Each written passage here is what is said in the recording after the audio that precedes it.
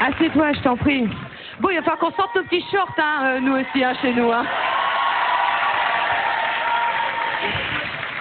Ça faisait longtemps, dis donc. Oui, très longtemps. Où est-ce que tu t'es passé comme ça? Il paraît que tu es parti travailler et que tu t'apprêtes à sortir un nouvel album. Ah oui. D'abord, j'ai fait tout l'étranger, j'ai parcouru toute l'Europe. Qui s'est très très bien passé, paraît-il. Oui, numéro 1 partout, c'est bien ça? Oui, elle le dit pas, hein, mais c'était à peu près numéro 1 partout. Oui, c'est ça. Et j'ai préparé un nouvel album qui sort le 18 mars. Toujours avec tes complices, donc Mylène Farmer, Laurent Boutonnat. Est-ce que tu peux nous en dire un petit peu plus, ça? Alors, moi je garde des surprises, j'aime faire des surprises. Je vais seulement dire que j'espère que ça plaira au public. Oui. Et on va dire que c'est un peu dans le même style. Oui. Mais ça a évolué. J'ai demandé plus de guitare électrique, plus de batterie, parce que j'aime danser et j'espère que ça on dansera, nous aussi, sur tes chansons. On dansera sur tes chansons. Alors, tu sais, cette émission est dédiée aux années 90. Oui.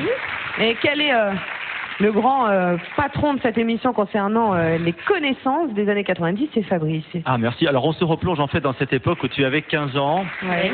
Et la France est tombée amoureuse de toi, on peut le dire, parce que cette chanson, Moi Lolita, son premier titre, 1 400 000 pour un premier titre, c'est quand même un très très bon coup. Tu t'attendais à un tel engouement? Non, pas du tout. Au début, quand j'ai rencontré Laurent et Mylène, on m'avait dit si tu vends 200 000 exemplaires, c'est déjà énorme pour un artiste, pour un débutant. Plus. C'est sûr. 1 200 000 de plus. Oui. Tu étais resté à l'époque 30 semaines dans les meilleures ventes de singles, c'était très impressionnant. Après, il y a eu l'Alizé qui a très très bien marché aussi. Alors cet été-là, la France était aussi amoureuse des comédies musicales. Bien sûr, il y avait les 10 commandements de Elie Chouraki, Lionel Florence et Pascal Obispo avec le titre L'envie d'aimer de Daniel Lévy. Et au même moment, il y a un titre qui restait 17 semaines numéro 1, 1 500 000 singles vendus comme toi. Il s'agit des Rois du Monde pour Roméo et Juliette.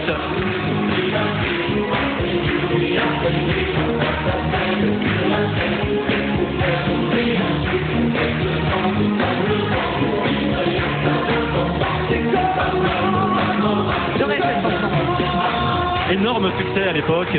Damien Sac, Cécilia Cara. Dis-moi, Alizé, tu as eu la chance de participer à l'aventure des Restaurants du Cœur. Donc tu as partagé la chanson, tu as chanté en duo sur scène pour la bonne cause, les restos. Ça fait plaisir. Oui, bien sûr. Je le disais justement parce que la chanson c'est du bonheur, c'est un bonheur qui se partage. La décennie 90 n'a évidemment pas échappé à la règle. Voici un panorama de ses plus beaux duos. Regardez.